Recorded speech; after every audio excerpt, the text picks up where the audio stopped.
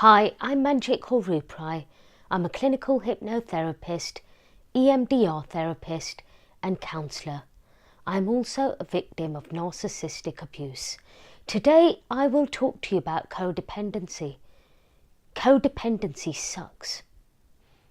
I'm a codependent, and combined with narcissistic abuse, it becomes a toxic combination because you find you can't say no to anything. Most individuals will not know they are codependent, and it's only when you start researching narcissistic abuse that you will come across this term. I found out I'm a codependent when I was 38 years old, and I'm now 40 years old as I record this video. It is a no wonder I have had several challenging narcissistic relationships and never questioned any red flags. So what is codependency? You can't say no to anything, even though you don't want to do it. I was put in this situation many times. The good feelings you have come from being liked by others and the approval of others. You pretend that you enjoy something even if you don't. Your own hobbies and interests are put to one side, and you go along with other people's needs, so you never speak out about what you really want. You always discard what you want. Your feelings don't matter. Instead, you spend time fixing others. You never put yourself first. You move any boundaries that you have, if any, in order to accommodate other people. You suppress your emotions and pretend that things don't matter when they actually do. You hide your true emotions. You ignore your friends and family in order to accommodate your partner. Being a codependent, you find that you lack a healthy relationship with yourself as you self-sabotage by putting other people's needs first. And you are the best at self-criticism. You blame yourself for everything that goes wrong. You never blame other people. You become deeply miserable in yourself because you just can't say no. I've been in this situation and I found I was suffering for putting other people's needs first. I didn't really want to do what they asked me to do, but I felt really bad for saying no and quite guilty. Just as much as the codependent has an unhealthy relationship with themselves, the narcissist also has an unhealthy relationship with themselves.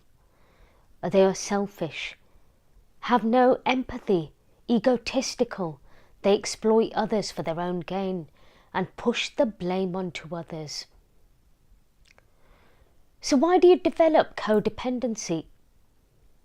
If you are a survivor of child abuse or come from a dysfunctional family, you will find that you attract narcissistic relationships subconsciously. This is because your boundaries will have been broken early on and you've not learnt them as an adult. A lot of victims of abuse think that it is acceptable to be treated with disrespect, especially if you have had a narcissistic parent, as this becomes learnt behaviour. If you've got out of a previous toxic environment, you might think that it is an improvement from your previous situation.